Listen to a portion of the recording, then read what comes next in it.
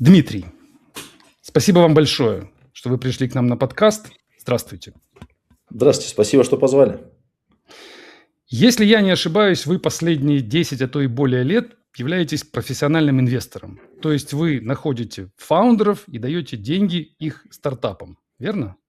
Да, все так. Причем в венчурной индустрии считается, что 10 лет– это вот просто новичок. То есть вот после 10 человек начинает понимать, что он в этой индустрии вообще может делать, как зарабатывать, кого инвестировать и так далее. Так что я такой только перешел из новичка в медла, наверное, да? Хотя по количеству сделок, в общем-то, и в России, и в Европе сложно называть второго игрока такого, как Фри.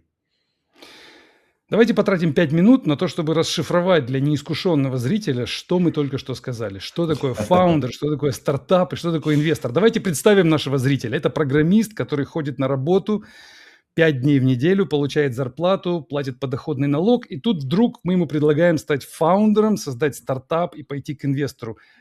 Кто будет платить ему зарплату? Как это для него будет работать? Да, это, конечно, головная боль. То есть, вообще сейчас, чтобы привлечь инвестора, если это не ваши друзья, друзей можно привлекать на любой стадии, скорее придется дотащить продукт где-то до выручки 1 000 000 рублей в месяц.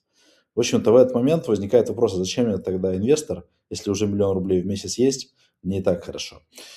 И вот фаундер– это как раз тот основатель, который сделал какой-то продукт, сервис, SaaS, приложение, неважно что, на котором он смог обслуживать клиентов и зарабатывать первые деньги. И в начале большинство вот таких технологических основателей, я вижу, что делают это как такой pet project или какой-то боковичок. То есть, словно там днем я работаю в компании, а вечером на своем ноутбуке нерабочем. Потому что это отдельный тоже вопрос, кому принадлежат права, если я это делаю в рабочее время на рабочем оборудовании. Я делаю какой-то продукт, и этот продукт внезапно взлетает. И вот, например, хороший пример Nginx– это вот такой как бы pet project, которым сейчас пользуются 80% сайтов в сети интернет, но который рождался как раз в таком формате, когда фаундер работал, в то время еще это был Mail.ru, сейчас это ВК, но после этого компания стала большой лидером в своем сегменте и так далее. И, ну, получается, что на первом этапе я сам себе плачу, то есть, да, я зарабатываю деньги в компании, в которой я нахожусь, и она мне, покупая мои рабочие часы, дает деньги, а я свое время свободное реинвестирую в то, чтобы создать продукт. Потом, когда продукт начинает приносить какую-то первую выручку, я уже смотрю, а хватит мне, не хватит денег, ресурсов для того, чтобы себя обслуживать. И дальше может присоединяться инвестор. Ну, вот в Америке от каких-нибудь очень известных основателей можно получить даже там и миллиард на входе. У меня есть идея, у меня есть имя, потому что я работал раньше в OpenAI техническим директором, и я хочу миллиард. В России таких сделок нет, то есть скорее на раннем этапе это миллионы рублей, единицы миллионов рублей инвестиций. Чуть позднее это десятки миллионов. Ну, вот, допустим, тот предел, в котором мы останавливаемся, у нас одним чеком мы готовы инвестировать до 200 миллионов рублей. По сегодняшнему состоянию рынка это примерно равно выручке за 12 месяцев. То есть, условно, если я хочу привлечь 100 миллионов, это значит, что где-то я уже в своем продукте 100 миллионов рублей за последние 12 месяцев заработал. А дальше может быть вопрос, а зачем мне в этот момент деньги? Но я думаю, что мы там дальше это обсудим. А что значит привлечь деньги, инвестировать? Вы даете просто наличкой или как переводом на карту, вы пришлете этому самому фаундеру 100 миллионов рублей Да, да. одной суммой? Ну, во-первых, инвесторы бывают разные. То есть есть бизнес-ангелы, которые могут действительно дать как бы чемоданом. И в свое время вот я в компании Naumin, один из людей, который стартовал эту компанию, и сейчас в компании больше 1000 человек, и я там представляю своих директоров. И в те времена, это был там 2001 год, действительно инвестор приходил просто с чемоданом денег. Сейчас это уже редко когда практикуется. Если смотреть классику инвестирования, то деньги переводятся в компанию, и эти деньги предназначены на развитие компании. Там есть такой жанр, как кэш-аут, но он скорее на поздних стадиях, когда действительно продается доля, и деньги приходят не в компанию, а основателю, потому что он такой молодец и сделал этот бизнес, и он с этим чемоданом может уйти. Но на ранних стадиях все деньги приходят на расчетный счет компании, а основатель в обмен на эти деньги дает долю в компании. Классика жанра, что все-таки венчурный инвестор, он миноритарий. То есть он не старается взять 51% или там 80%. Допустим, вот мы первым прямо шагом инвестируем примерно 5 миллионов рублей за 7% компании. То есть мы прям миноритарий. Таргет, к которому мы метим, еще доинвестировать в следующих этапах, допустим, там 100 миллионов и довести нашу долю до где-то 25%. Вот это вот примерно такая, как ориентир можно смотреть. И это деньги, приходящие на счет компании. В целом мы контролируем скорее не то, что это там будет по смете расходоваться, да. Вот написано в смете там 100 тысяч рублей на кофе и печенье. А почему потратили на кофе и печенье 200? Мы так это дело не контролируем. То есть нас интересует, что это все пошло в дело. Ну, то есть в дело это имеется в виду не основатель пошел теперь на компанию, купил новый Феррари и на нем стал ездить, да, как бы странно, наверное, провести аналогию между ростом бизнеса и новым Феррари. А это пошло в маркетинг, в зарплаты разработчиков, в какие-то еще вещи. То есть можно объяснить, почему это действительно было связано с ростом бизнеса. Ну и тут еще, наверное, возникает вопрос, а почему не банк? То есть банк вроде даст денег и долю не возьмет. Тут есть как бы два аспекта. Первый аспект, что как бы банку надо вернуть деньги, что бы ни случилось. То есть если компания накрылась, тогда у тебя должен был быть какой-то залог, или эти долги поднимутся на тебя лично, и тебе придется возвращать. Венчурный инвестор понимает, что есть риск. То есть, да, мы можем потерять все в ноль. И вот мы на текущий момент уже под 500 инвестиций сделали с 2013 года, где-то 130 компаний, которые списаны в ноль. И вот венчурный инвестор, он такой как бы зеркалит страховой бизнес, да, то есть в страховом бизнесе продают страховки от ДТП машин, и, ну, страховая компания же не обладает дурным предположением, что ни одна машина не попадет в ДТП. Она понимает, что продали 100 тысяч страховок, 10 тысяч машин попали в ДТП, оставшиеся 90 тысяч должны покрыть их убыток и еще дать прибыль. Вот ровно так же смотрит инвестор на это дело. Да, окей, я делаю там 30 сделок, я понимаю, что 10 сделок будет списано, оставшиеся 20 мне позволят покрыть убыток и заработать еще. Причем заработать больше, чем я могу заработать, положив деньги в Сбербанк, или больше, чем я могу положить деньги в облигации. Потому что в этих двух инструментах риска меньше, и если мне предлагают доходность при инвестировании в стартап такую же, то мне как инвестору проще оставаться в инструментах, которых дефолтность, ну, у Сбербанка, наверное, ноль дефолтность, да, в облигациях иногда случается. Поэтому вот примерно такая логика при инвестировании. А что случилось с теми 130 компаниями, которые в ноль? Вы как-то наказали их, вы как-то пытались забрать деньги? Нет, но тут, наверное, вопрос ключевой добросовестности. То есть, если основатель честно пытался построить бизнес, он вкладывал в развитие компании, и по каким-то причинам не взлетело. Бывает, ну, две причины, по большому счету, по-крупному, да. Либо мы оказались на рынке в ненужное время. Ну, вот, например, у нас в портфеле была такая компания Exabyte. Это набор из электрического двигателя и батареи, который прикручиваешь на обычный велосипед, и у тебя байк стал электробайком. И мы в них инвестировали, по-моему, где-то в 2015 году. Ребята там 4 года достаточно хардкорно пытались найти свой рынок, спроса не было. Ну, то есть это была такая очень штучная история. Народ, ну, там, кто-то иногда покупал для того, чтобы покататься на электробайке, но в целом массовости не было. И они в середине 2019 года сказали: все, мы устали, мы уходим. А дальше вспоминаем, случился ковид, и толпы курьеров на электротранспорте стали доставлять еду. То есть вот им там полгода-9 месяцев не хватило для того, чтобы рынок стал взлетать, они просто вот не дотянули. И в данном случае, ну, мы тоже разводим руками, потому что мы видели отсутствие стыковки с рынком, что продаются единицы, ребята вкладываются как могут, то есть они действительно там сидят на дошираке и пытаются это, значит, бизнес раскачать. И он не раскачался. Здесь как бы говорить: ребята, верните нам деньги, потому что вы не смогли сделать компанию, ну, бессмысленно. И в целом мы на это смотрим вот таким образом. То есть, по большому счету, если со стороны основателей не было мошеннических действий или нецелевых трат, типа мы купили Lamborghini, то никаких претензий к фаундеру нету, мы вместе старались эту компанию построить. Тем более, что мы как Free еще и смарт-инвестор. Все инвестиции, которые мы делаем, мы как бы комплементарно еще бесплатно представляем программу акселерации.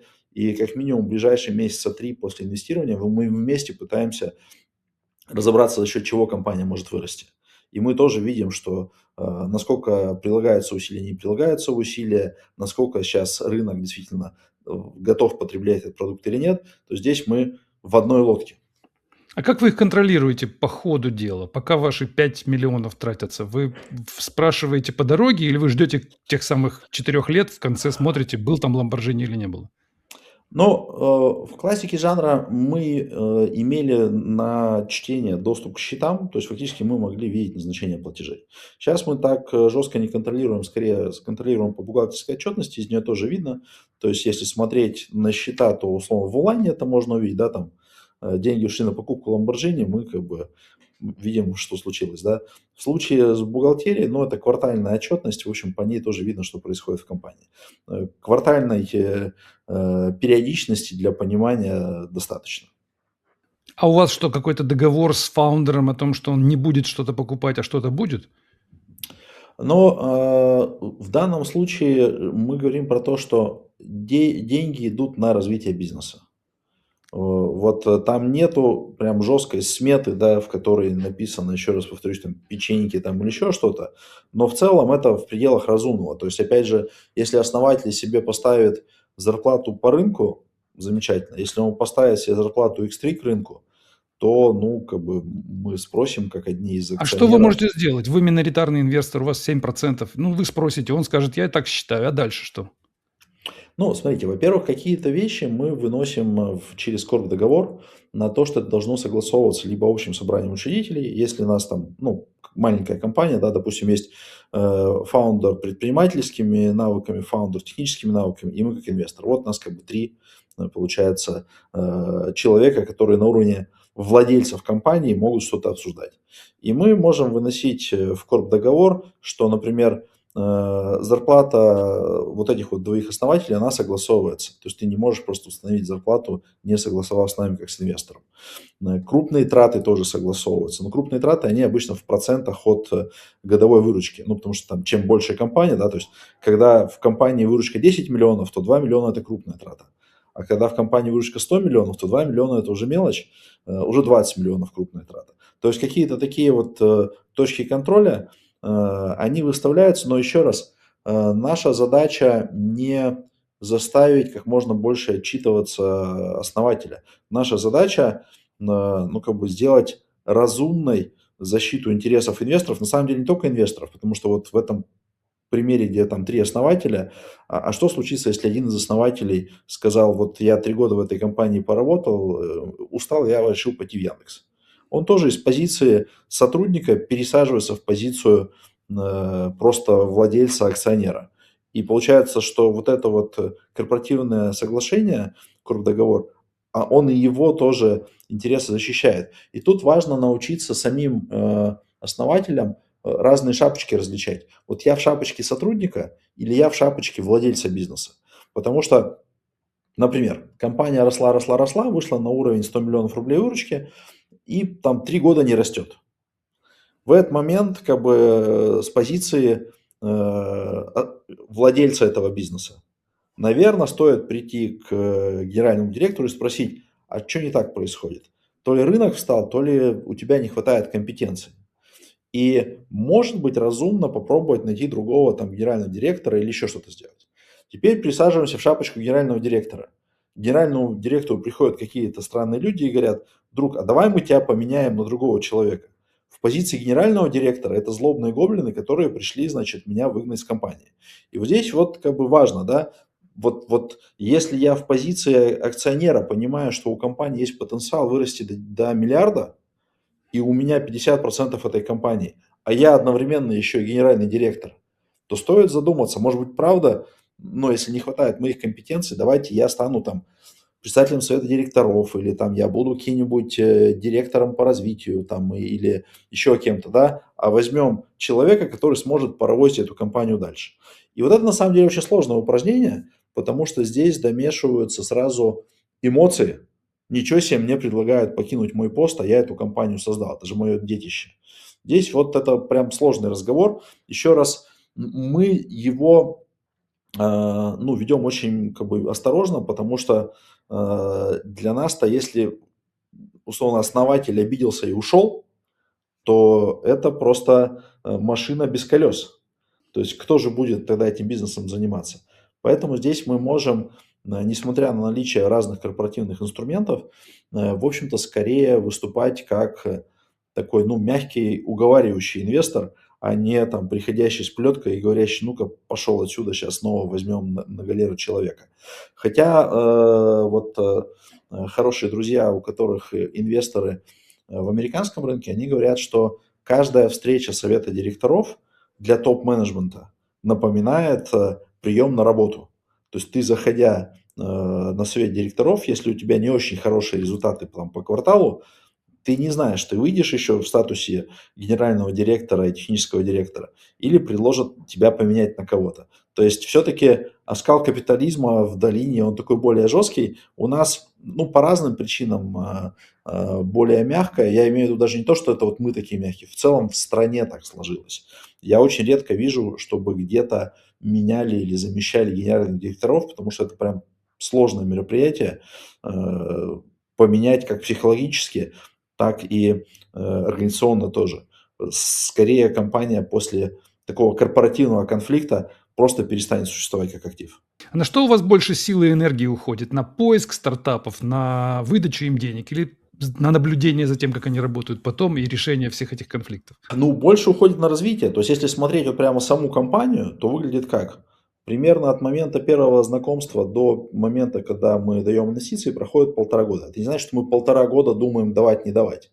Просто вначале это первичное знакомство, может быть, основатели даже еще вообще не думали про инвестиции. Они как-то там смотрят на нас, там, вменяемые мы, невменяемые. Вообще с инвестором очень важно быть, ну, как бы на одной волне, потому что совместная жизнь может занимать там и 5 лет, и 10. И если тебе тошнит этого человека на входе, то дальше будет только хуже. То есть вот 1,5 года от момента мы познакомились до момента случилась инвестиция. А дальше совместная работа, она может занимать 5 лет, 10 лет. То есть вот, ну, если смотреть на классический венчурный фонд, у него есть ограниченный срок жизни, он примерно до 10 лет. И если вы вот год-два знакомились, то значит, что вам осталось жить вместе там примерно 8 лет. Через 8 лет инвестор захочет продать свою долю. У него просто надо расстаться с активами и раздать деньги своим вкладчикам в венчурный фонд. В случае с Free мы фонд Evergreen, у которого нету конечного срока, когда надо все активы распродать, и в целом мы можем с компаниями находиться в одной лодке там 10 лет больше. То есть у нас есть компании, которые мы инвестировали в 2013 году, вот сейчас мы разговариваем в 2026 году, 13 лет мы вместе. При этом интенсивность, конечно, в течение вот этого вот периода, ну, как бы мы инвестировали, и первые полгода там самая высокая интенсивность коммуникации. Дальше она не такая интенсивная, но если просто спрессовать 10 лет, то там будет больше работы, чем за вот первые шаги. Что происходит эти первые 1,5 года? К вам фаундер приходит на пообщаться или как это происходит? Я опять пытаюсь представить нашего зрителя, который сегодня программист, у него есть продукт, он уже кому-то его продает, у него есть какая-то выручка. Он с вами, допустим, познакомился, мы еще обсудим, как это произошло. Ну, допустим, он с вами познакомился, ну, не знаю, с вами или лично, или с кем-то из ваших сотрудников, и познакомился, поговорил и расстались. А дальше проходит месяц, он должен позвонить и сказать, давайте встретимся еще раз?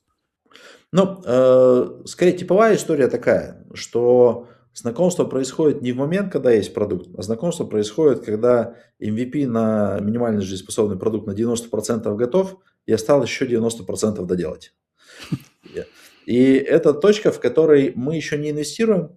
То есть мы знакомимся, если это со мной разговоры с кем-то из моих партнеров, мы даем какую-то обратную связь из разряда: о, а мы знаем в этой же индустрии вот таких ребят, а вот эти еще у нас в портфеле, а там будут вот такие вот засады, там у тебя юнит-экономика будет с трудом сходиться. Ну, то есть какие-то даем такие подсветки, где можно как бы либо с нами просто поговорить, либо где будут, может быть, какие-то трудности, которые надо будет решать. И в этот момент, скорее всего, как бы ничего не происходит, то есть основатель уходит допиливать свои там оставшиеся 90% продукта. Потом он выходит на рынок, и в этот момент он уже где-то начинает нам приходить, может быть, за инвестициями, где-то встречается там с нами на каких-то конференциях, еще что-то, потому что до того, как он начал пилить продукт, он вообще же не думал, что это стартап. Он ходил скорее на конференции, там какой-нибудь Highload, там или еще что-нибудь, а тут вдруг он понял, я делаю бизнес, надо пойти на какую-нибудь конференцию, там, Startup Village, Российский венчурный форум, еще что-то. То есть он начинает вот как бы в этих местах, где пересекаются фаундеры различных стадий, встречаться с нами же. И там мы как-то с друг другом спрашиваем, как дела, там, туда-сюда. Дальше самое сложное, наверное, состояние, это когда у меня вот еще продукт не доделан, деньги закончились, у меня была как бы кладовка с дошираком, я весь доширак съел, а с работы тоже уволился. И вот тут вот, самая сложная история, тут хочется инвестиций. Но проблема, что на этом этапе как раз инвестиции дает так называемый 3F, Friends, Family, Fools. Давайте на российский это переведем язык как друзья, семья и оптимисты. И это люди, которые тебя знают, потому что продукта нет еще, выручки нет, клиентов нет. По большому счету, единственное, во что можно поверить конкретно в человека. А конкретно человека кто лучше знает? Родственники, одногруппники, друзья, там, бывшие коллеги, то есть вот те люди, которые будут инвестировать в человека.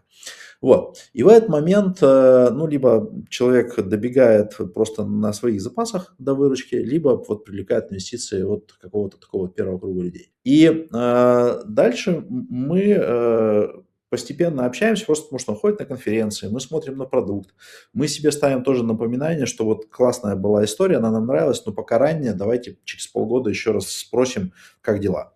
И в какой-то момент мы начинаем уже предметно разговаривать про инвестиции, причем это не только как бы наш запрос, давайте мы дадим инвестиции или не дадим. Со стороны основателя тоже вопрос, а нужен мне вообще этот партнер?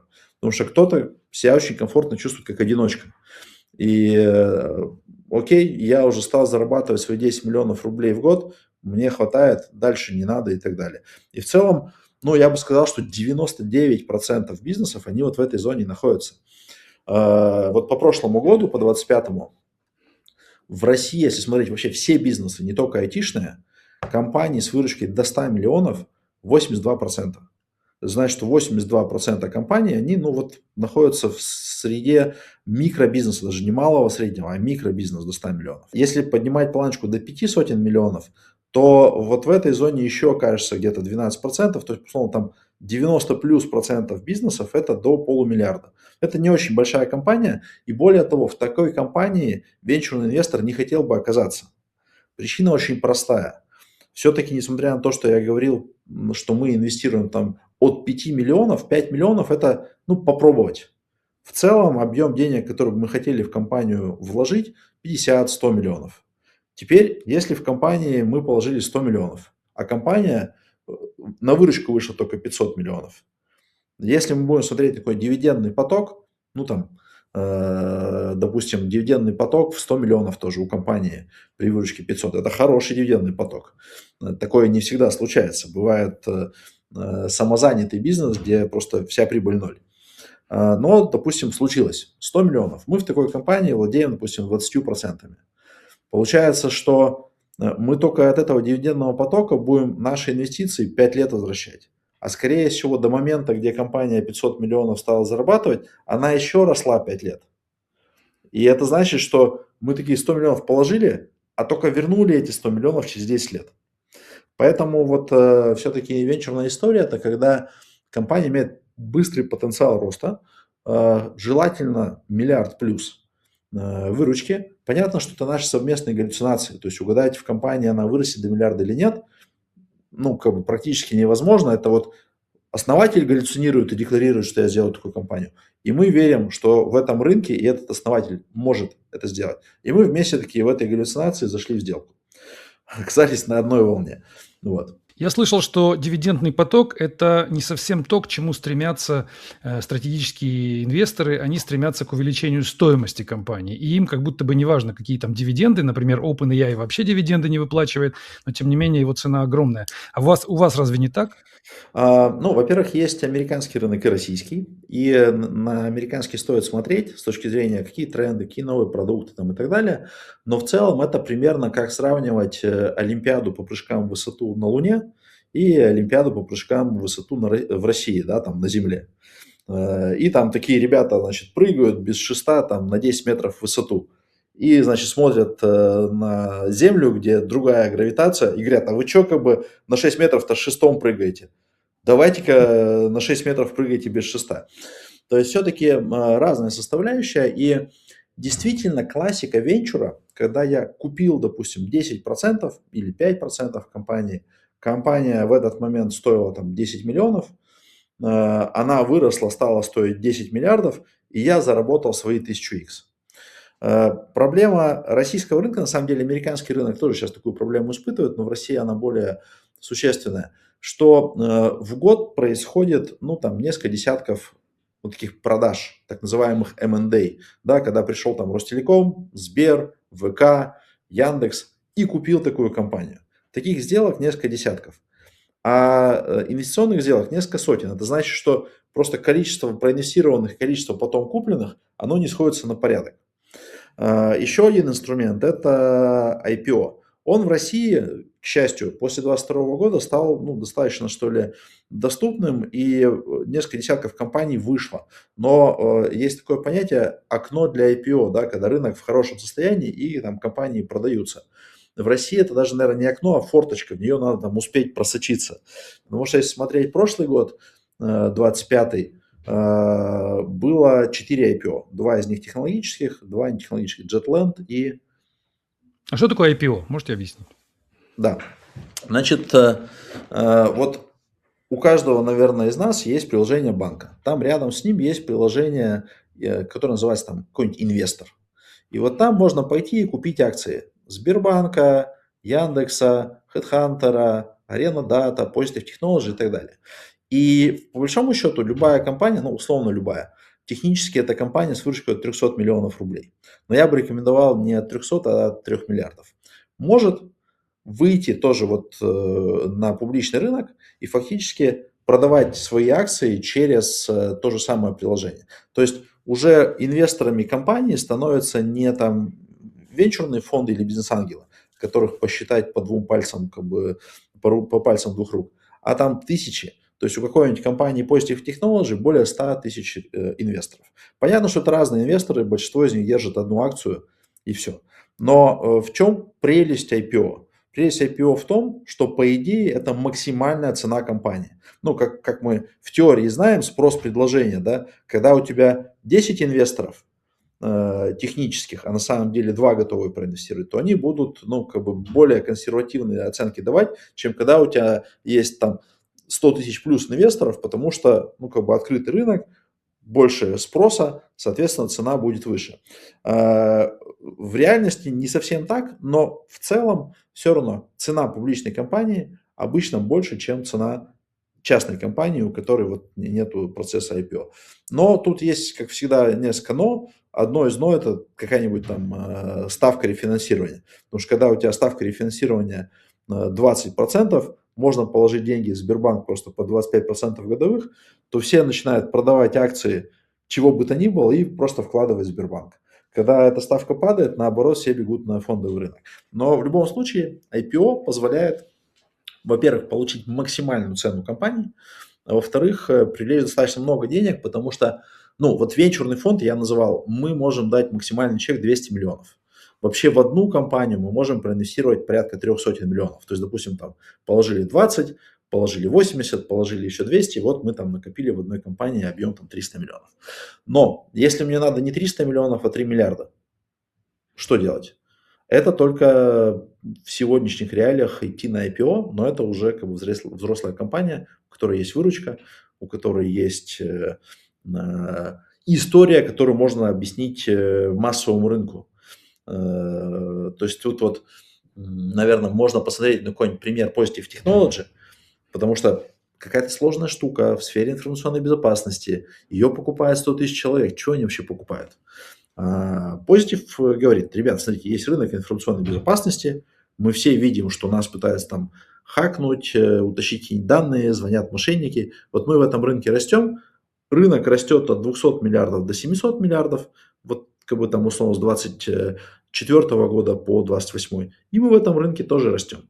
Покупайте растущий рынок, в котором мы один из самых крупных игроков. Вот надо суметь свою историю инвестиционную рассказать понятному, максимальному большому количеству инвесторов. Потому что те истории про бизнес и перспективы, которые понимает венчурный профессионал, у которого есть возможность часами разбираться с компанией. На самом деле розничный покупатель, у него есть там секунд 20-30, если он за 20-30 секунд не понял, про что это, он пошел, купил Сбербанк и счастливо закрыл приложение. А почему бы мне сразу не пойти на этот самый IPO? Зачем мне через вас? Идти к вам, вас уговаривать? Я тоже хочу рядом с Positive Technologies разместиться и там получать деньги. Размер бизнеса. То есть, как я говорил, технически можно, ну вот в России есть компании, которые выходили на IPO с выручкой там 300 миллионов рублей. Но есть, скажем так, проблемы, потому что, чтобы выйти на IPO, надо, во-первых, чтобы у тебя был совет директоров, включая независимых директоров, чтобы у тебя была отчетность по МСФО, чтобы, значит, Мосбиржа или СПБ биржа сказала: да, мы готовы такую историю залистить. Скорее, это для взрослой компании. Я бы говорил, что 300 миллионов, ну, технически возможно, но реально смысла у такой компании выводить на публичный рынок нет. Имеет смысл вводить компанию, когда у тебя где-то от, ну, наверное, там от 3, от 5 миллиардов рублей выручка. А дальше возникает вопрос: вот я от 0 до 3 миллиардов как добегу? То есть мне как-то тоже надо, вероятно, получать инвестиции. Здесь есть нюанс, потому что вот мы про него тоже говорили, что, окей, я зарабатываю там 10 или там 110 миллионов рублей в год, мне хватает, зачем мне к черту бабушке инвестор? Есть такое понятие окно возможностей. То есть, когда что-то происходит на рынке, и вот раньше нельзя было этим заниматься, а вот сейчас стало можно. Вот я уже говорил про там тот же электробайк, да, вот до 19 года было не очень это нужно, а сейчас мы говорим в 26 году, там уже рынок поделен, туда не зайти. Или смотрим на смежный, можно сказать, сегмент самокатов электрических. Где-то года, наверное, до 20 у нас в рынке было там, ну, десятка-два игроков, которые делали разные там самокатные сервисы и в регионах, и не в регионах и так далее. Потом начинает вырываться постепенно Яндекс.Го. По понятной причине. Есть хорошая аудитория, которую можно конвертировать в клиентов, и у Яндекса хватает денег для того, чтобы просто эти самокаты покупать и расставлять. Коллеги из ВУШ думают, а как с этим бороться? Давайте сделаем компанию публичной. Они выходят на IPO, привлекают инвестиции, покупают десятки тысяч самокатов. В это же время в рынке есть юрент, который начинает думать: а мне как делать? То ли на IPO, то ли не на IPO, то ли еще что-то. И в итоге со стратегическим инвестором в лице МТС они сливаются, и теперь МТС играет роль того же Яндекса, который может тебе и аудиторию приводить, и деньги давать для того, чтобы покупать самокаты электрические, и тоже обеспечивать доступность. И вот остается 3 игрока, все остальные десятки просто вымывают с рынка, потому что у них нет возможности как-нибудь конкурировать. Ты, реинвестируя свою прибыль, не можешь обеспечить покрытие, не можешь обеспечить привлечение клиентов и так далее. И все. Вот сегодня, когда мы про это говорим, зайти в этот рынок практически невозможно. То есть у тебя есть в любом рынке, который открылся, там, ну, от 2 до 5 лет для того, чтобы в него вскочить.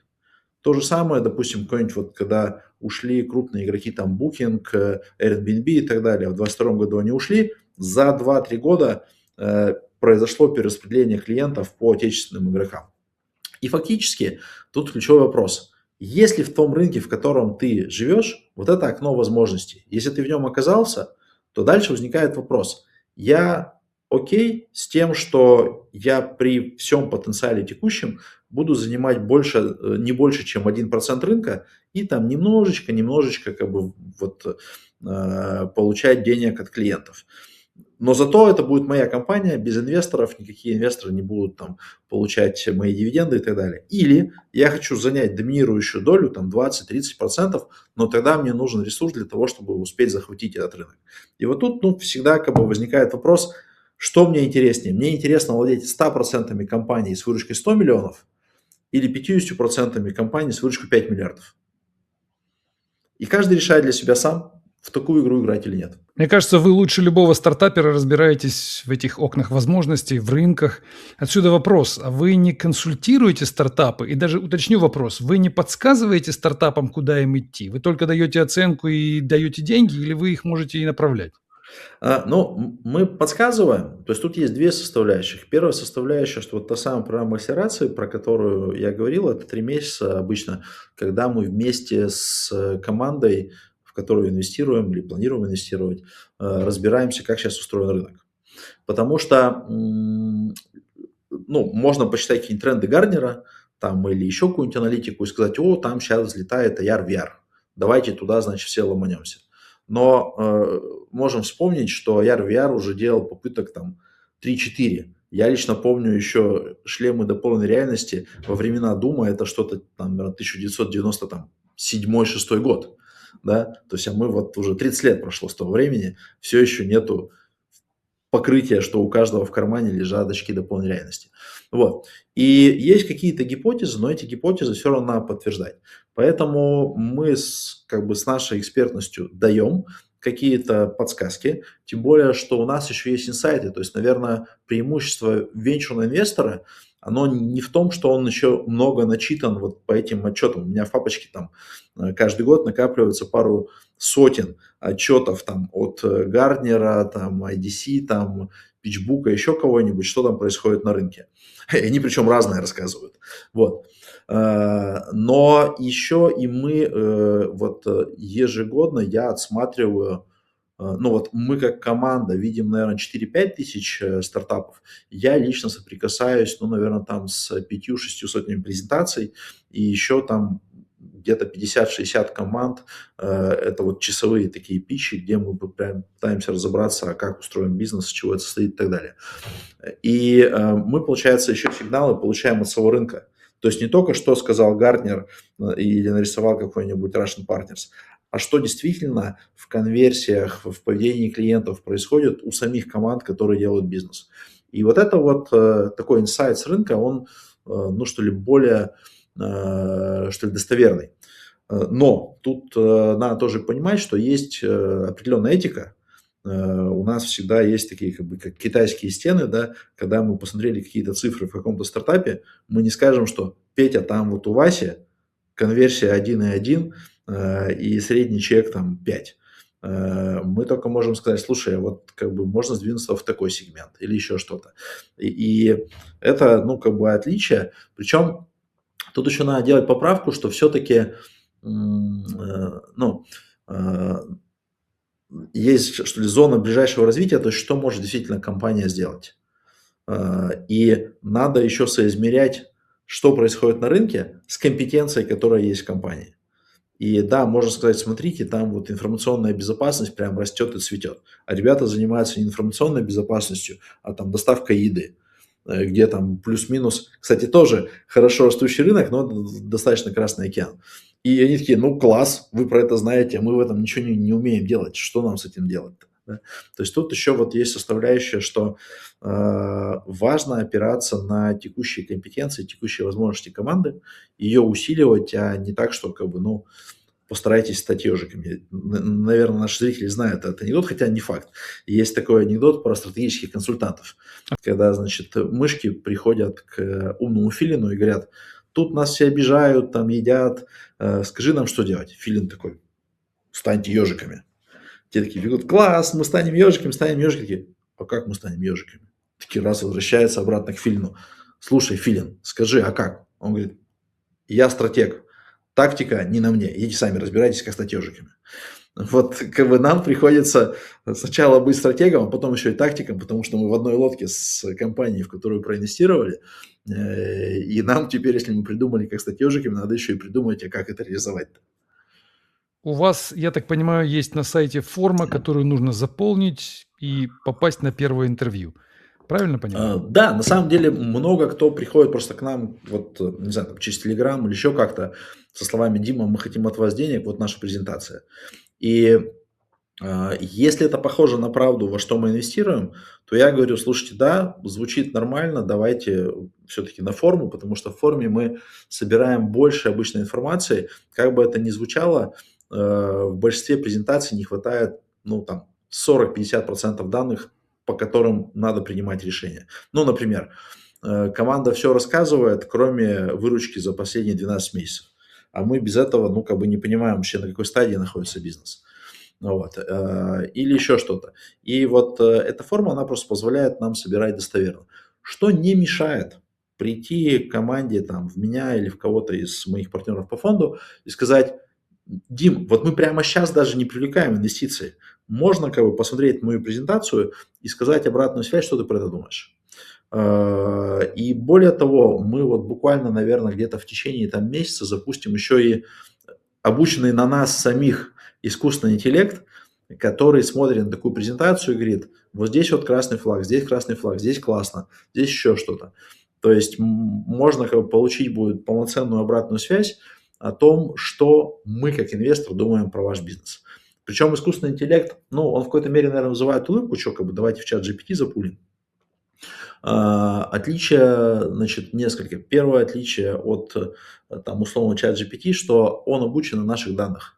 То есть это правда вот наш взгляд, не чей-то там абстрактный там про американский рынок, а как мы смотрим на эту презентацию.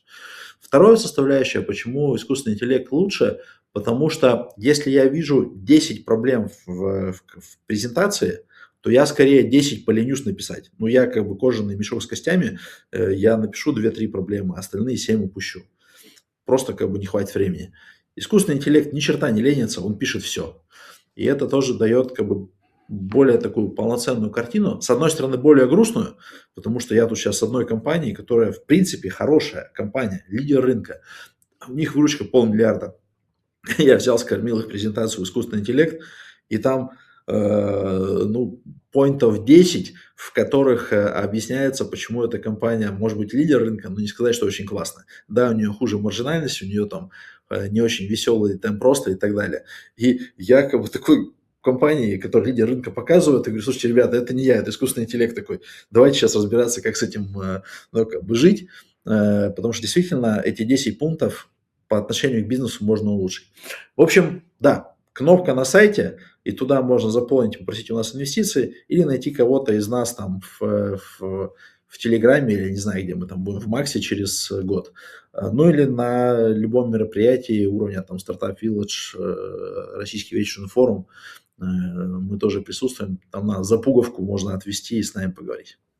Одна из главных проблем общения с инвесторами в Силиконовой долине, по крайней мере, согласно моему опыту, это отсутствие объективной обратной связи.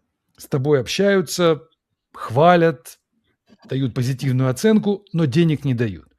Как у вас с этим? Вы делаете над собой усилия, чтобы рассказать фаундеру, почему деньги не даете? Да, мы делаем, как я уже сказал, действительно, может быть, мы не покрываем все. Ну, как я сказал, да, вот есть, допустим, 10 проблем, я, глядя на свое время и все остальное, про 2, про 3 рассказал, про остальные 7 не рассказал. Но расскажу в следующей итерации, да. Вот. То есть мы это стараемся делать. Более того, мы проводим регулярно какие-нибудь форматы типа субботник, вот там буквально через пару недель будет, где мы приглашаем компании к нам прийти и по 15 минут поговорить с несколькими даже нашими сотрудниками. То есть не один получить взгляд, а там 2-3, потому что даже внутри нашей команды может отличаться. У нас, например, инвестиционное решение предварительное принимается 3 как бы управляющими партнерами, но мы договорились, что один может быть против. То есть если 2 за, один против, то мы все равно идем вперед. То есть как бы мы даже внутри себя можем по-разному смотреть на один и тот же бизнес, не совпадая во мнениях. Вот. Про американских инвесторов. Там есть такая штука, как happy sandwich. Когда он говорит: ты офигенный чувак, у тебя вот такенный бизнес, но вообще у тебя не сходится юнит-экономика, но ты на правильном пути.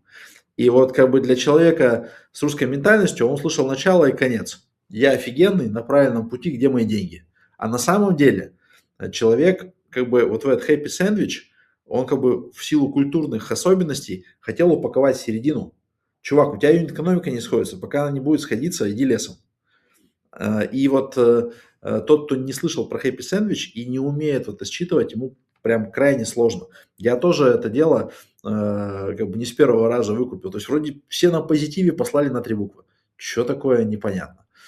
Есть классная картинка, как перевести с венчурного на, значит, на обычный. И там есть порядка 20 вариантов ответов инвесторов, и это переводится примерно «нет, не сейчас, денег не дам» там и так далее. А как бы на английском это звучит как вроде все зашибись. У вас есть ред-флаги, которые однозначно приводят к негативному решению об инвестициях? Да, конечно, это начиная от каких-нибудь простых из разряда, вот мы инвестируем в сфере информационных технологий. Регулярно к нам приходят и говорят, давайте проинвестируем в какой-нибудь жилой квартал в Сочи. Мы говорим, ребята, это не наше. Они говорят, это классная инвестиция, вы ничего не понимаете. Там, мы говорим, да-да, поэтому и инвестируем, мы ничего не понимаем. Вот, то есть это что-то, что просто выходит за мандат наш инвестиционный. Наверное, из таких неочевидных историй это может быть, ну, какой-нибудь жесткий обман. Потому что может быть вот два варианта, да. Один вариант. Команда говорит, смотрите, у меня сходится юнит-экономика, все зашибись. Мы начинаем смотреть когорты, и юнит-экономика выглядит так, что действительно, если поделить на всех новых клиентов, то юнит-экономика классная, но так как 90% пришли в органике, а 10% были привлечены через платные каналы, то у тебя внезапно юнит-экономика сразу в 10 раз хуже, и вроде нас обманули, да, говорили, что сходится экономика, она не сходится. А дальше возникает вопрос, они просто не обладали достаточной компетенцией, чтобы это вот так вот разложить и понять. Не обладали компетенцией, окей, давайте разберемся, они как бы, ну, будут лучше разбираться, и мы вместе сможем построить бизнес. Или они умышленно это сделали. На входе сложно это понять, да, но когда ты несколько раз напарываешься на умышленный обман, то вот это точно стоп, по той простой причине, что венчурный инвестор миноритарий, несмотря на то, что мы говорили там про корпоративный договор, там какие-то пункты еще, если тебя хотят обмануть, неважно, это инвестор, как бы инвестора обмануть или два партнера, один из которых второго хочет обмануть, то это точно смогут сделать. Просто потому, что если человек настроен на такую волну, он будет про это 24 часа думать, ты, защищаясь от этого, не будешь 24 часа про это думать. И там где-то найдутся лазейки, просто как бы процессорного времени на процесс обмана было выделено больше, поэтому тебя нагнули. Вот. И для любого инвестора вот выявление обмана – это прям красный флаг, который вот все, он нестираемый и навсегда. Что еще может быть? Ну, еще может быть, наверное, из таких как раз для вот разработчиков, это я сейчас работаю в Яндексе, вы мне дадите инвестиции, я еще буду работать в Яндексе, а вот если компания добежит там, до выручки 100 миллионов, тогда я выйду из Яндекса и высажусь полностью в эту компанию. Так тоже не работает. Для нас это красный флаг, это примерно так. Получается, мы миноритарий, он мажоритарий, то есть у него 90% компании, у нас 10%. Но почему-то мы должны как бы сделать ставку на то, что компания полетит, а он пока не готов. Вот наоборот это работает.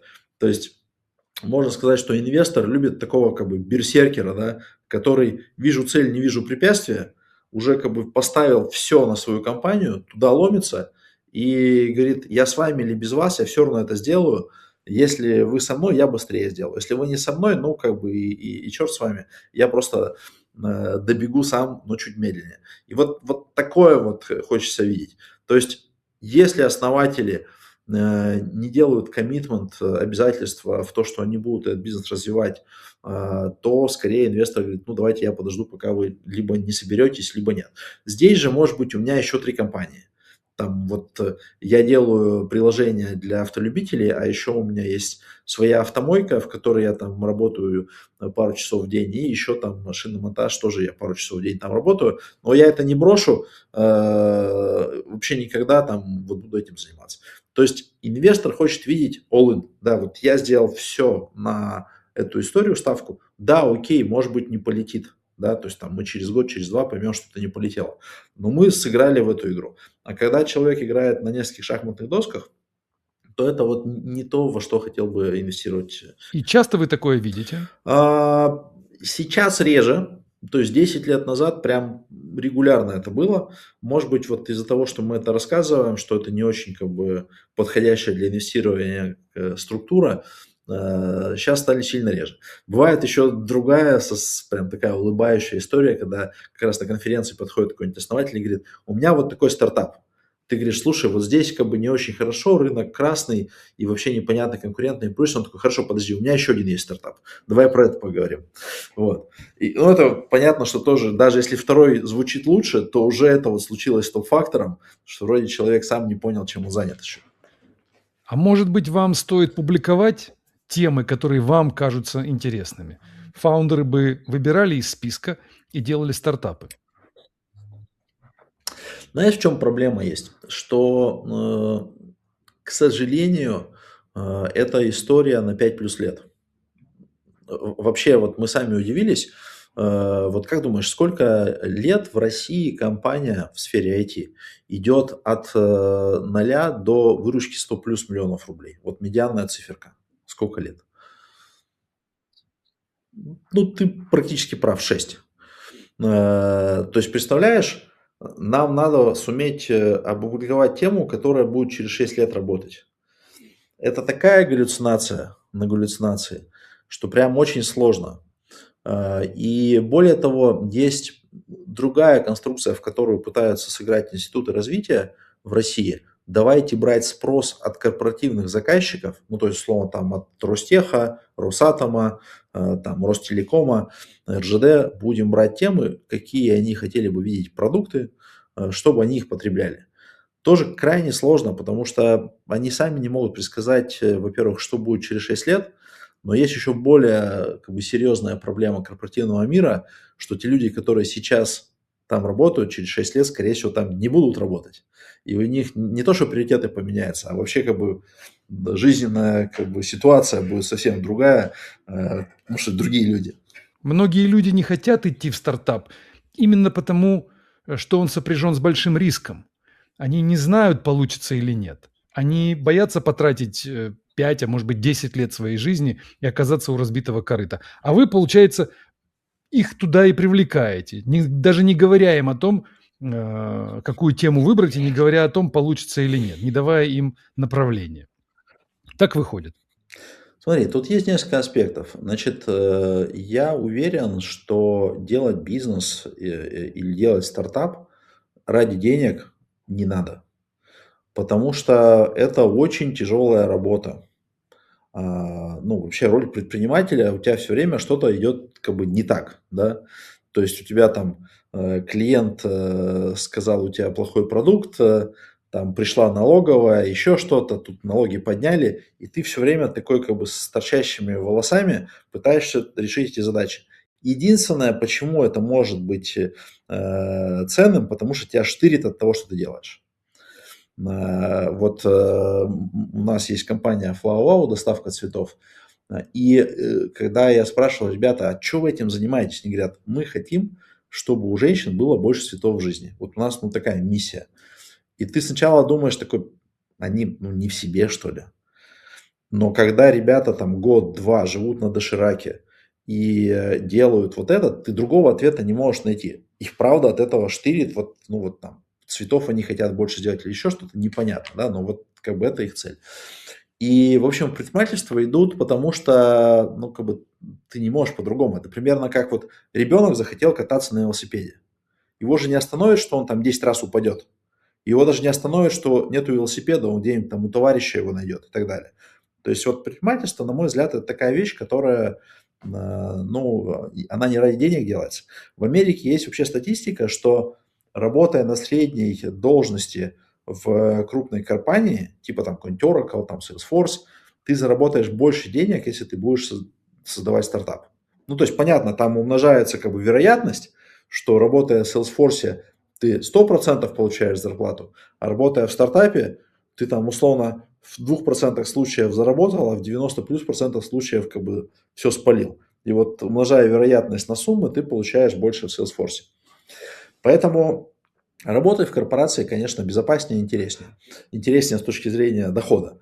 Но кто-то приходит и говорит, все, я устал, я вот хочу сделать что-то для этого мира такое, что поменяет. Более того, и мы периодически работаем с какими-то там старшими вице-президентами Сбера там, или еще что-то, которые вышли из корпоративного мира и говорят, теперь я хочу сделать стартап, даже не потому, что я много заработаю, я там заработал, потому что я хочу что-то позитивное принести в этот мир.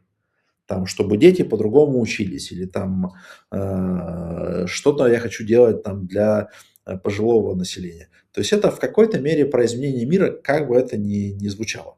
А дальше, попадая на волну чего-то взлетающего, ты еще и зарабатываешь деньги. Вот у нас есть компания Правотех в портфеле, они автоматизируют работу юристов. И я сейчас, может быть, немножко и скажу, но они говорят, наша цель избавить юристов от тупой работы.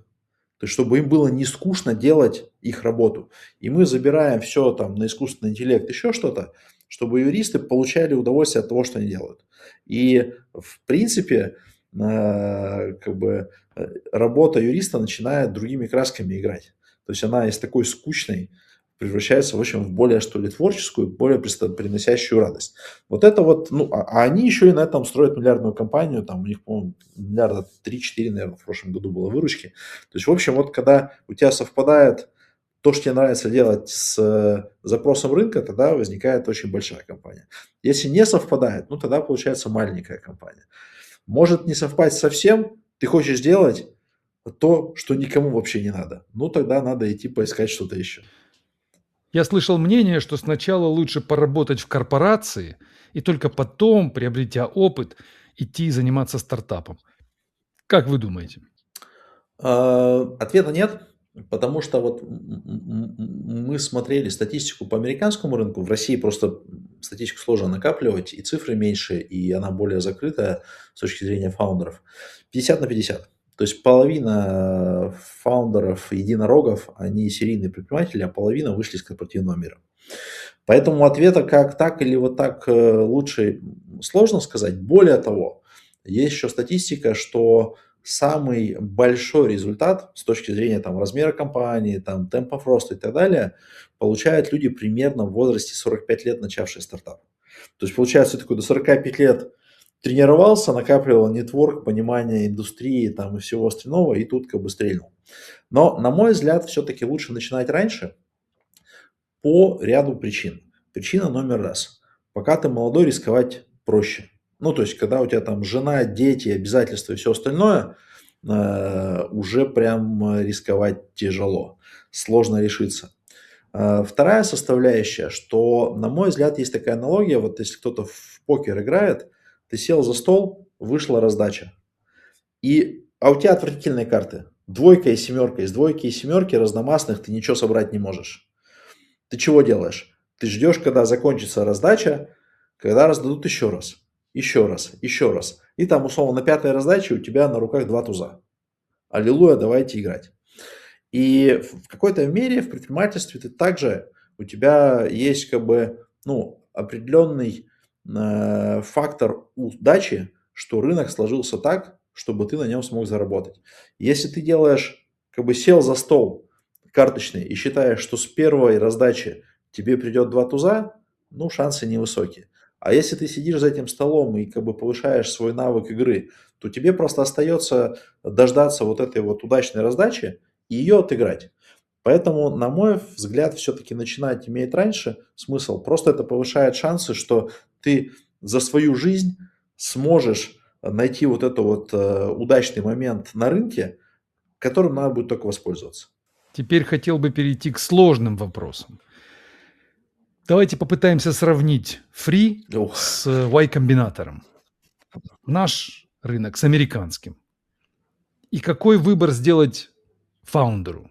Либо остаться на местном рынке, либо эмигрировать и попытать счастье в американском рынке. Ну, давай, наверное, с конца, потому что мигрировать или не мигрировать, это, наверное, вот решение каждого. То есть я в этом распутье находился, наверное, где-то году тоже там в 10-11, и я решил, что вот мне интереснее российский рынок, понимая, что он просто меньше.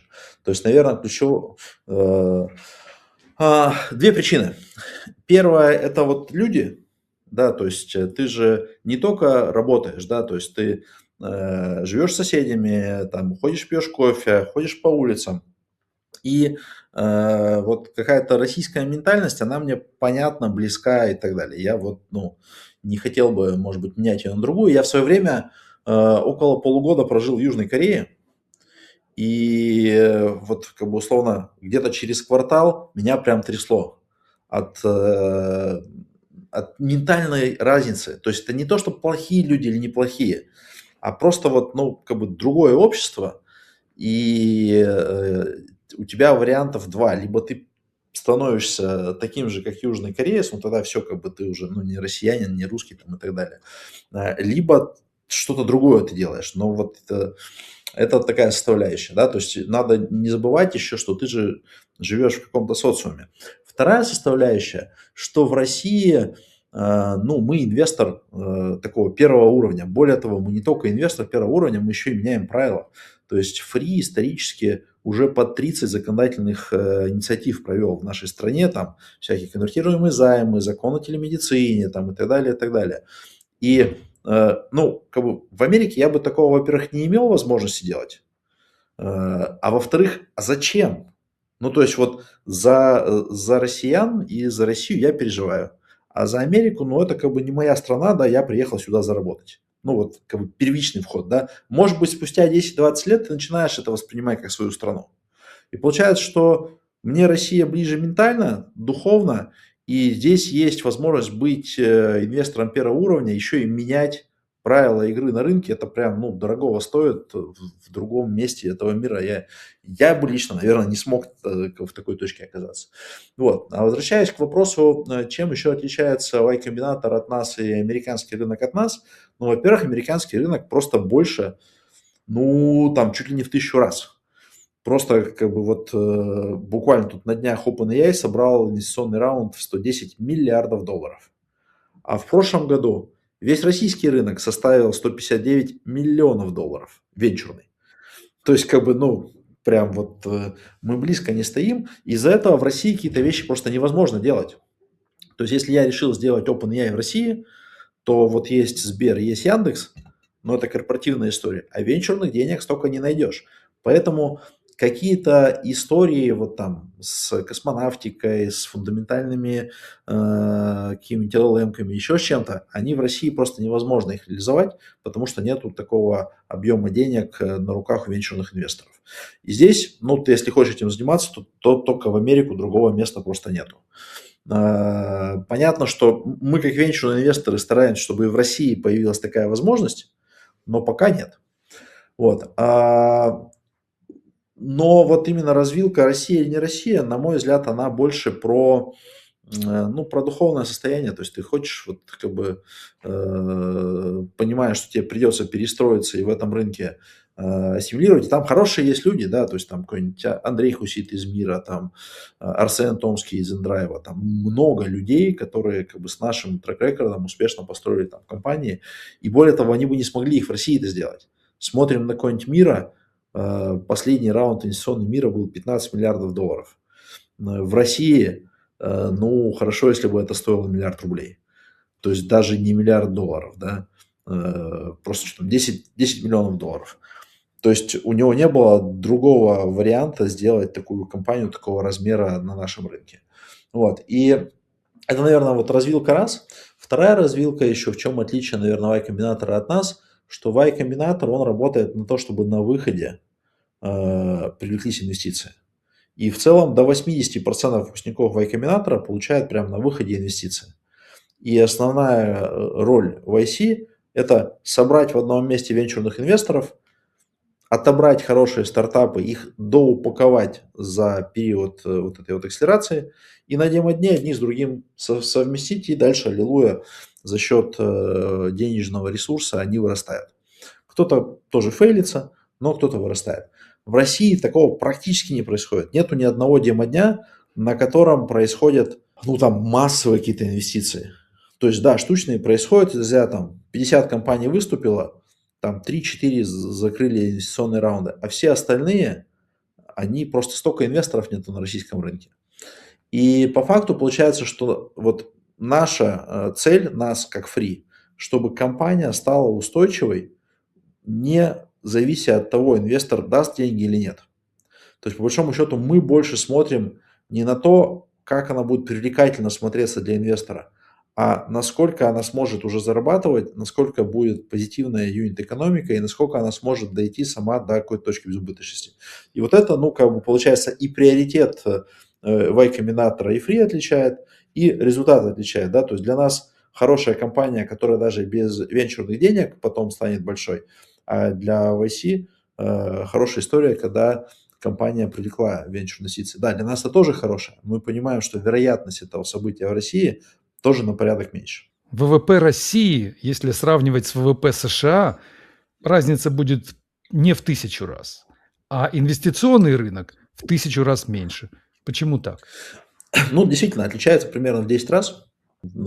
И дело в том, что, как бы, во-первых, как бы вообще фондовый рынок в Америке финансовые услуги, они сильно больше. То есть вот мы сейчас находимся в период, когда, например, есть такая план у президента и у всей страны, чтобы капитализация компаний публичных выросла с 33% ВВП до 66% ВВП. В Америке капитализация фондового рынка Америки примерно там 170-200% от ВВП.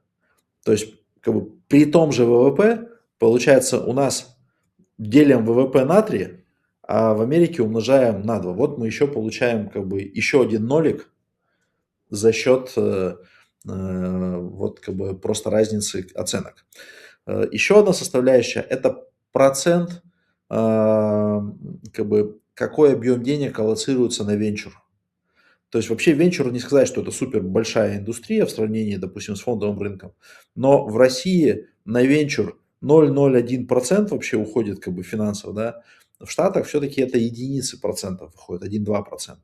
То есть вот еще как бы структура экономики тоже отличается. Ну, в Штатах венчур возник еще в 40-е годы, ну, формально, да, то есть на самом деле можно назвать первых венчурных инвесторов каких-нибудь венецианских купцов, которые складывались для того, чтобы отправить корабль за какими-нибудь там специями. И там какой-то корабль, который доходил до конца и потом это все продавал, давал 10x, ну, а сколько-то просто были разграблены пиратами, там, утонули и так далее. Вот можно сказать, что венчурная история зародилась в те времена. А в 30-е, 40-е вспоминаем, что прошлого века в Штатах была Великая депрессия, в том числе она была связана с рискованными операциями банков, и банкам запретили делать то, что можно было называть венчурной инвестицией. И в этот момент выделилась индустрия венчурного инвестирования в Штатах. То есть в Штатах можно сказать, что венчурному инвестированию 100 лет, плюс-минус. В России, ну, можно сказать, что в конце 90-х это зарождалось, но реально там какая-то массовость возникла где-то в районе 2010 года. То есть вот 15 лет. Мы как бы на 100 лет отличаемся по зрелости рынка. Да, окей, мы копируем, пытаемся догнать, но там отличие может быть не в 10 раз, но там в разы есть. И еще один аспект, который тоже важный, все-таки Америка претендует на весь остальной мир. Ну, то есть, условно, если компания Microsoft выпустила новую операционную систему, она, значит, раскаталась по всему миру. И ты, получается, претендуешь не на ВВП США, а на ВВП уже всего мира. В случае с Россией смотрим на какую-нибудь замечательную компанию, группа компаний Astra, которая делает операционную систему, но она претендует только на Россию. И здесь у тебя начинает уже работать не разница между ВВП России и ВВП Штатов, а разница между ВВП России и ВВП всего мира. А что мешает вам инвестировать не сотни миллионов, а десятки миллиардов? Нет денег или нет смысла? Нет денег. Но вот смотри, крупнейшие российские фонды управляют объемом денег, ну, у нас 6 миллиардов, допустим, какие-нибудь ребята из Камафлоу 10 миллиардов, там у ребят из Восхода сейчас вот совру, я не помню цифру, но там, допустим, 20 миллиардов. И что это значит? Что портфель надо диверсифицировать. То есть, ну, диверсифицированный портфель – это хотя бы 20 сделок, лучше там 40 сделок. Берем, делим 6 миллиардов на 40, получаем как бы явно не миллиард. Да? То же самое даже у ребят из Восхода делим там 20 на 40, получаем тоже там по 500 миллионов. И получается, что просто нехватка денег в управлении. Как я уже говорил, вот эта вот разница, что там OpenAI собрал там 110 миллиардов, а у нас весь рынок прошлого года составил 150 миллионов, ровно потому, что в управлении венчурных фондов такого объема денег нету. Причин здесь много. Одна из причин, что венчурная индустрия, она метит на там 5 плюс лет. И когда мы приходим к любому инвестору, неважно, корпоративному или так называемому хайнету, хайнет – это человек, который обладает большим объемом денег, есть хайнет, ультрахайнет и так далее. Ну, допустим, условно, человек, у которого есть от 5 миллионов долларов его личных активов. И мы предлагаем, слушай, вот мы тут высокодоходную предлагаем вам инвестицию, но деньги замораживаются примерно на 5 лет. В этот момент все говорят, слушай, друг, через 5 лет я вообще не знаю, что будет. Я бы как-то хотел что-то более ликвидное иметь. И это проблема. То есть при том, что деньги в России сейчас есть, по большому счету, вот если посмотреть какой-нибудь Forbes 100, коллеги из Forbes 100, годовой объем дивидендов, которые они получают, он где-то раз там в 5-6 больше, чем весь венчурный рынок России. Даже весь венчурный не в количестве сделок, а в управлении. То есть в чем разница? Допустим, вот мы за прошлый год сделали сделок на 500 миллионов, а в управлении у нас 6 миллиардов. То есть вот совокупно, если умножить все деньги в управлении всех венчурных фондов в России на 5, это будет объем дивидендов наших уважаемых топ-100 списка Forbes. Но они предпочитают инвестировать в другие активы по понятной причине высокой неопределенности экономики. То есть у вас в управлении порядка 80 миллионов долларов. Это не так много в масштабах государства. Нищие. Тоже правда. Проблема с государством, оно не прощает потерь. То есть вот я уже говорил, что у нас там порядка 130 компаний, которые мы списали в ноль, и как бы, ну, вот смотрим на это как на страховой бизнес, да, там, эти побились, мы заработаем на других. Что происходит, к сожалению, с венчурными деньгами, которые идут с пометочкой от государства? Если такие деньги потерялись, ну, условно, дали в компанию, и компания, к сожалению, не смогла сделать свой продукт, то первый, кто придет проверять, что стало с деньгами, будут люди в погонах.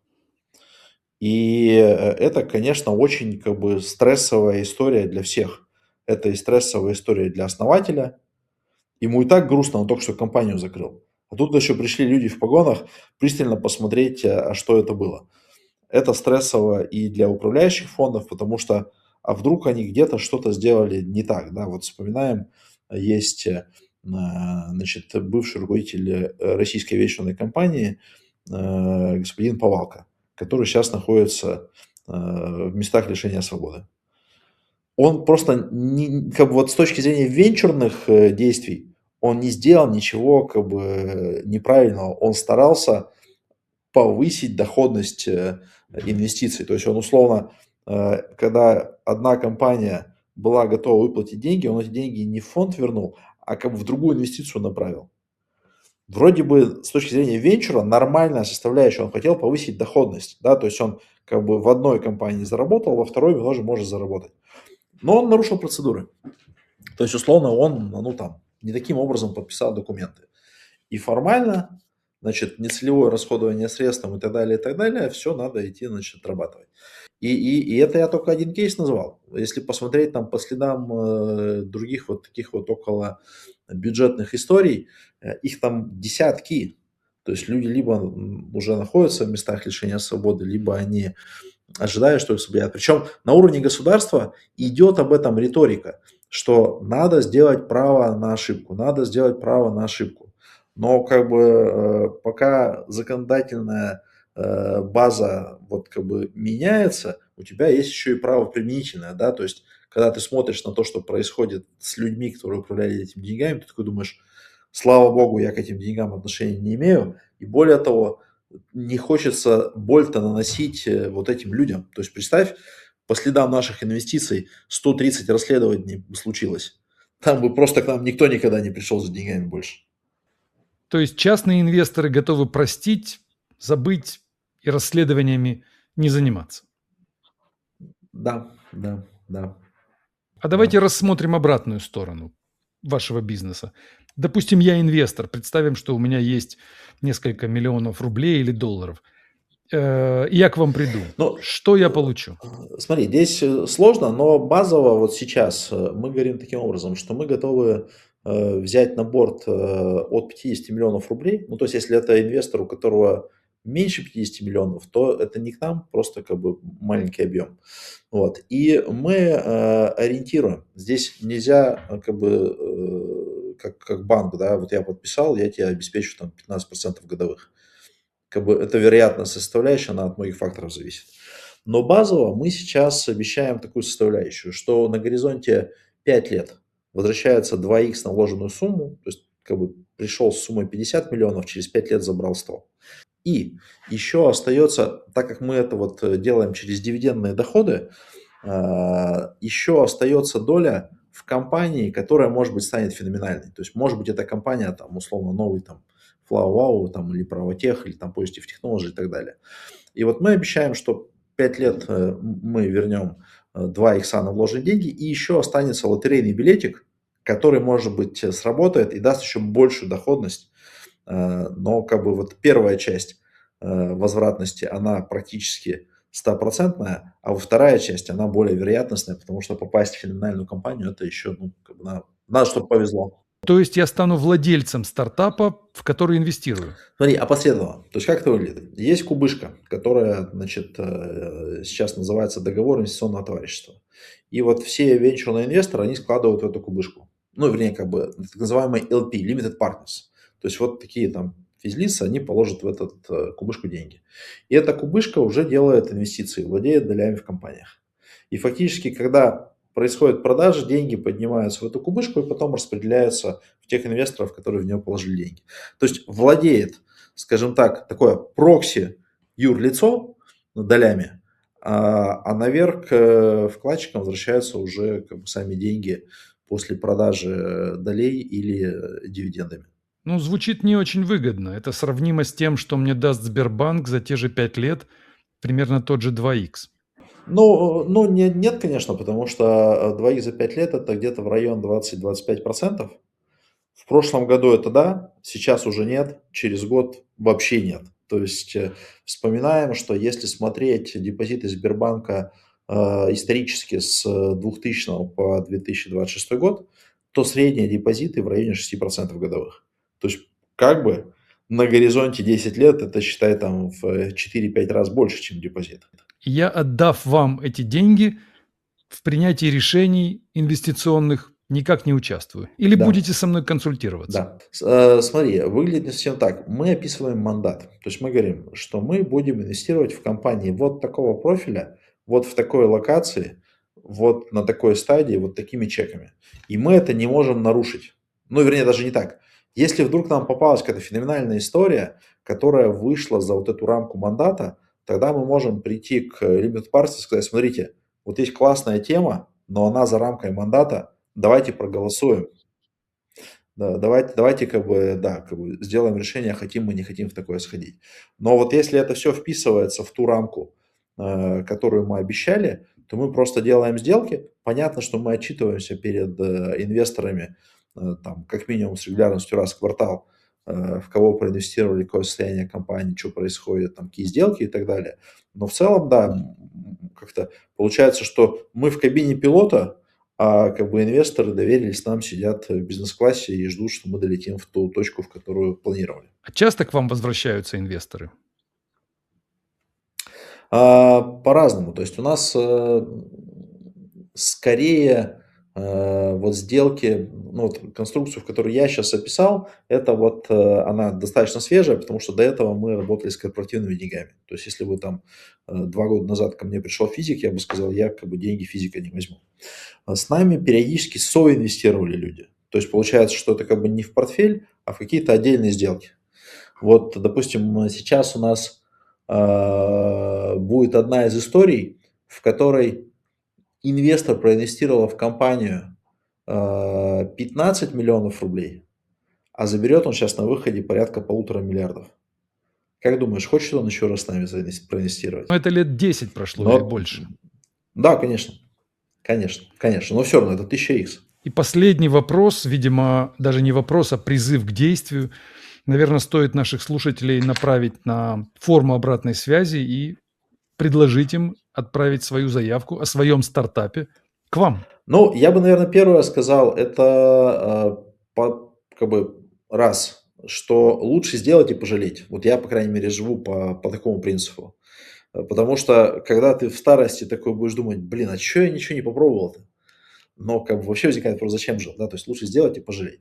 Но при этом, если делать стартап, то меня должно это драйвить. Это не потому, что я прочитал, что там все побежали делать что-то в VR или в искусственном интеллекте, или еще где-то, да. Вот у меня есть какая-то задача, которую я понимаю, что прям нравится, меня трясет ее делать. И вот этим заниматься.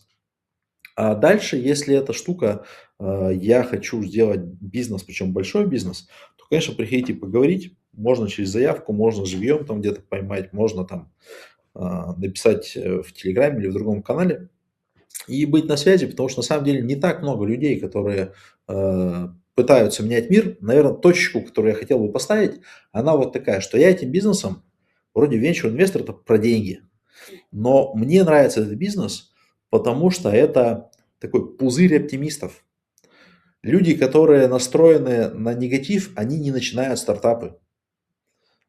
Значит, начинают стартапы только те, кто верит, что будущее будет хорошее, и они могут это хорошее будущее сделать своими руками. То же самое венчурные инвесторы. Те, которые верят, что все будет плохо, они либо инвестируют в бруски золота, либо там в патроны и консервы. А те, кто инвестирует в стартапы, они верят, что будущее будет классное, и они в этом будущем хотят поучаствовать. И получается, что вот это вот сообщество людей, которые связаны с стартапами, они, во-первых, верят в светлое будущее, это будущее приближают, они умные, и более того, будущее у них уже наступило, то есть будущее распределено неравномерно, да, то есть те продукты, которые будут доходить до всего мира и всех окружающих там через 3-5 лет, они уже здесь сейчас, и мы ими пользуемся. И вот это вот, наверное, больше драйв дает, чем потенциальная возможность заработать. Хорошие люди, создающие будущее своими руками с оптимистичным настроем. И еще имеющие возможность хорошо заработать. Поэтому вот, на мой взгляд, присоединяться к созданию новых продуктов, к стартапам, к венчуру имеет смысл вот из-за этого, а не из-за того, что это там в несколько раз больше, чем ставка в Сбербанке. Э, Для этого придется все равно поработать, да. Ставка в Сбербанке хороша тем, что ты положил и забыл, и она сама тебе принесет результат. В стартапах придется поработать. Я так понимаю, чтобы начать с вами диалог, не нужно уже быть мега успешным стартапом с большим оборотом, с большой командой. Можно начинать общаться, даже если я соло-предприниматель, и у меня только самые первые шаги. Но я бы сказал так, что как минимум стоит погружаться в мероприятия, которые мы проводим, другие игроки, для того, чтобы понять, что происходит, ну как-то навигацию, да, то есть это же как вот в какой-нибудь игре ты начинаешь, там, высаживаешься в новый мир, и у тебя есть туман войны. Ты такой, куда пойти, что делать, непонятно, да? И когда ты начинаешь разговаривать там с инвесторами, ходить на конференции, общаться с другими основателями, у тебя этот туман войны развеивается, и ты понимаешь, о, вот здесь золотая шахта, а здесь вот там враги, а здесь еще что-то и так далее. По большому счету, начать что-то делать, смотреть, что происходит, своими руками создавать. И вот это вот, наверное, старая истина, что дорогу осилит идущий. На этой истине предлагаю закончить наш интересный диалог. Благодарю. Класс. Спасибо. Ну, а всем удачи. Надеюсь, было как минимум любопытно, и вы задумались о том, что лучше сделать, и не пожалеть, потому что все удалось. Удачи.